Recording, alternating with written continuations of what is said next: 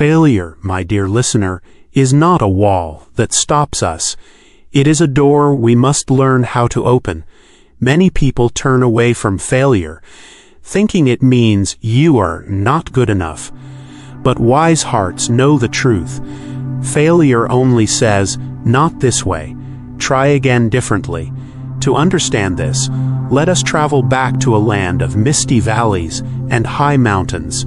There, we will meet a young traveler named Mira, who dared to climb the mountain of many trials, a mountain that no one from her village had ever conquered. Mira was born in a quiet valley where people lived simple lives, growing crops, caring for animals, and telling stories around fires.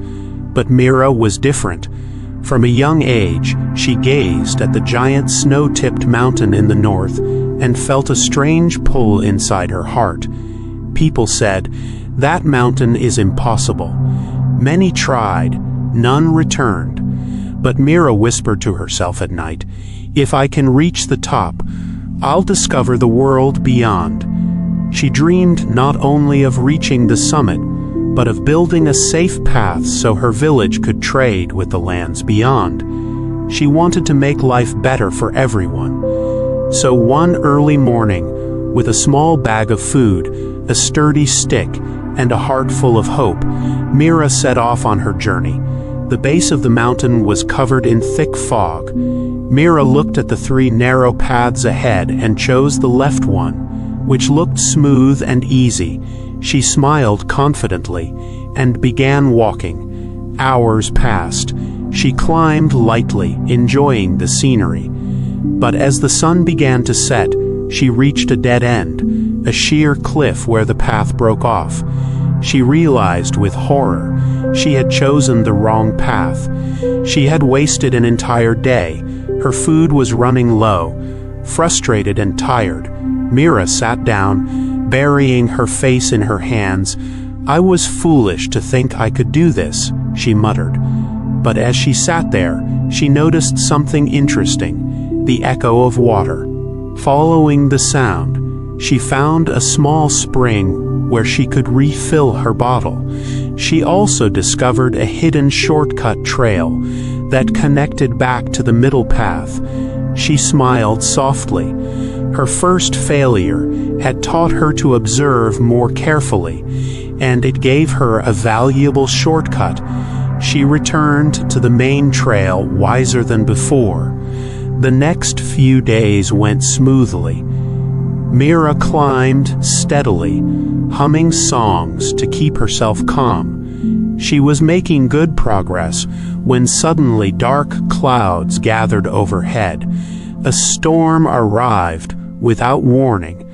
The wind howled like a wild animal, and rain slashed across her face. Mira hurried to find shelter, but the rocks were slippery. Suddenly, crack! A branch she grabbed snapped, and she slid down a muddy slope, crashing into a thicket of thorny bushes.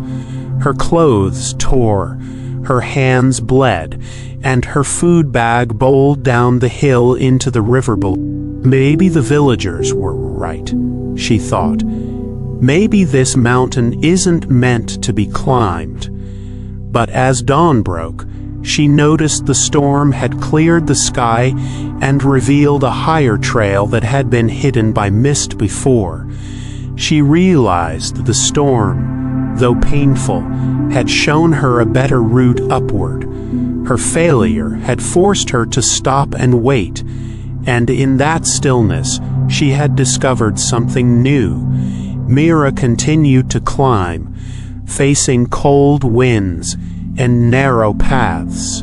She reached a high plateau where a deep ravine cut across the trail. A rickety wooden bridge stretched over it. She tested the bridge cautiously, but halfway across, the wood cracked under her foot.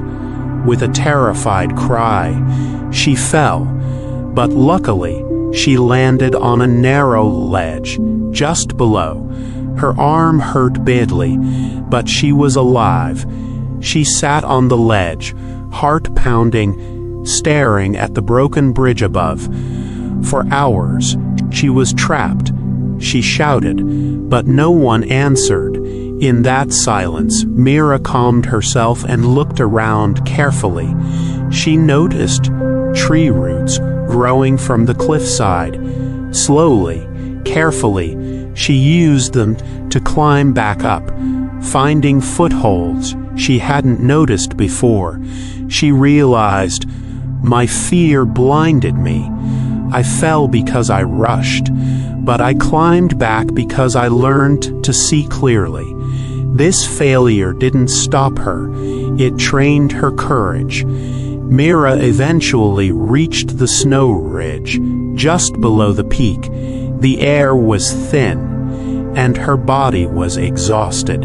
She could see the summit, shining in the sunlight like a crown. But the final slope was steep, icy, and dangerous.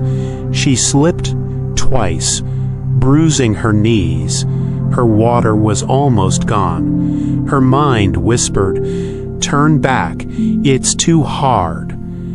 But then Mira remembered the wrong path that taught her to observe the storm, that revealed new trails, the fall that strengthened her courage. Every failure had prepared her for this moment.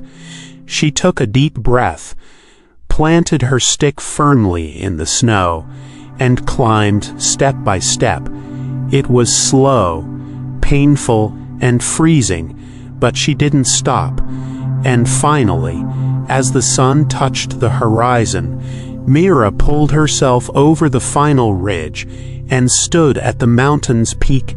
Tears filled her eyes as she saw the endless lands beyond, rivers, forests, and distant towns. The view was breathtaking. She had made it, not because she never failed, but because she learned from every failure. Mira returned to her village weeks later. Everyone gathered in awe as she told her story. She drew maps, explained shortcuts, warned about the storm zones, and taught them how to cross the ravines safely. Over the next year, villagers followed her route and built a proper trail. Trade with distant towns began. Their valley prospered, and on quiet nights, children would sit by the fire, listening to Mira tell them, "Every failure gave me a gift. Without them, I would never have reached the top." Failure is not the end, dear listener. Failure is the mountain's way of teaching us how to climb. Each mistake is a lesson. Each fall is a chance to rise stronger. Mira reached the peak, not because the path was easy, but because she was brave enough to fail, learn, and continue.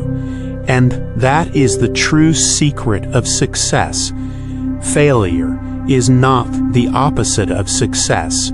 It is the path that leads you there.